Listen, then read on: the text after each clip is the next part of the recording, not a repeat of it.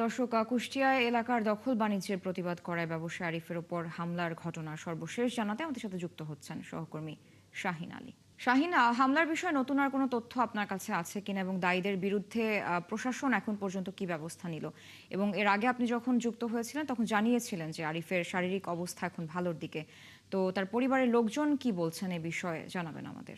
Sir, আপনাকে বলে রাখি আসলে গতকালকে যে অতর্কিত হামলা এবং গুলিবর্ষণ সেটি কিন্তু আসলে এটা অনাকাঙ্ক্ষিত সে বলছেন প্রশাসন। তবে এলাকাবাসী বলছেন আসলে এটি একটি একটি মহল বা চক্র, তারা আসলে কিন্তু এলাকায় বিশৃঙ্খলা সৃষ্টি করে সন্ত্রাস কায়েম করার জন্য কিন্তু আসলে এই ঘটনাগুলো ঘটিয়েছেন। এবং যে বালুমহলকে কেন্দ্র করে আসলে যে ঘটনা সেটি কিন্তু আসলে যাতে এককভাবে দখল করে খেতে পারে বা তারা যাতে এখানে অপরাধ সংগঠিত করতে পারে সেই জন্য কিন্তু তারা আসলে গতকালকে এই ঘটনাগুলো ঘটেছিল বলে এলাকাবাসী জানাচ্ছেন। তবে এলাকাবাসী বলছেন আসলে পুলিশ প্রশাসন আসলে নির্বিকার।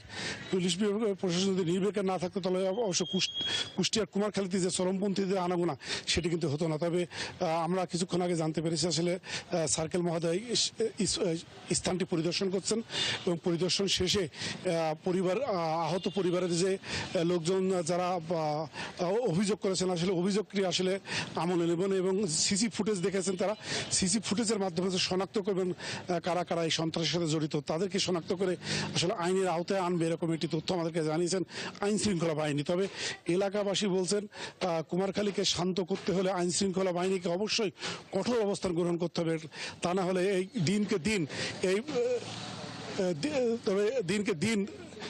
দিনকে দিন আসলে কুষ্টিয়ার কুমারখালী কিন্তু চরমপন্থী শাসিত হয়ে উঠছে এমন তথ্য আমাদেরকে এলাকাবাসী বলছেন।